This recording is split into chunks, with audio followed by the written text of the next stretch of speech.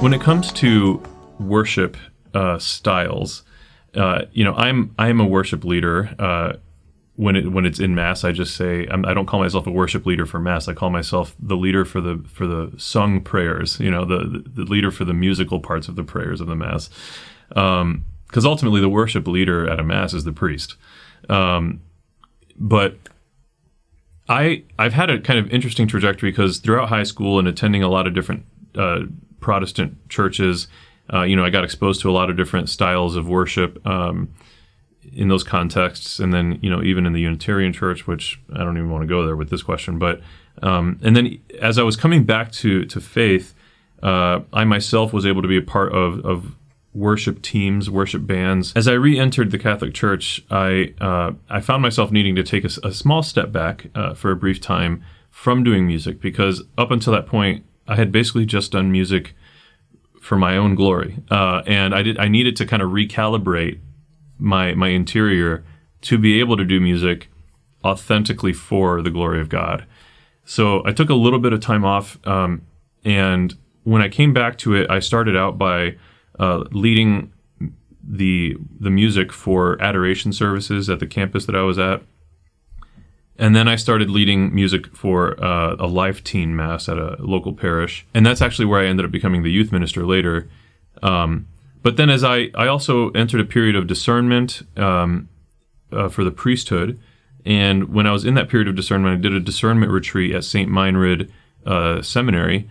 And so I had this period of time that I was praying with the monks there and like learning their spirituality. And I ended up, I even to this day, I find myself just being a very interesting kind of melting pot of understanding of the different ways people do things, and seeing kind of the value in some of it and elements I wouldn't want to adopt for myself. I was listening to Catholic radio once, and our bishop here at the Diocese of Toledo had a radio show called The Bishop's Corner. Bishop Leonard Blair received a question on his radio show, and the question was about liturgical dance. Is it appropriate to dance in, during, before, or after the liturgy? And his response was very brief, but I learned so much about spirituality and how we should celebrate the Mass in that super brief response he provided. He said the most important thing to consider when asking that type of question of yourself is, what is the communal expression of prayer? Liturgical dance here in Northwest Ohio would be a disruption to the liturgy. It would be something that would stick out, and it would pull people out of prayer.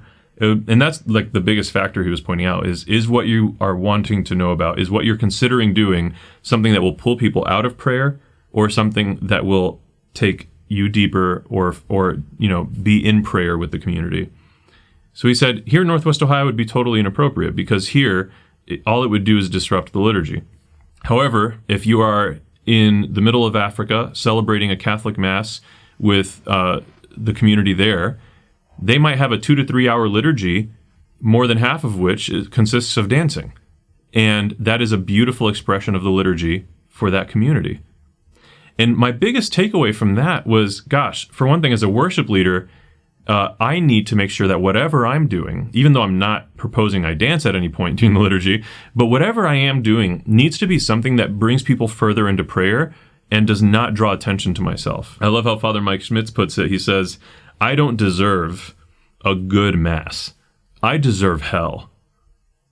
Like this entitlement that we feel for a Mass to be any certain way, we need to keep ourselves in check, because we're not being humble enough. The liturgy is not like to make us feel good. The liturgy is because it is right and just for us to give God praise, and He wants us to receive Him in the Eucharist.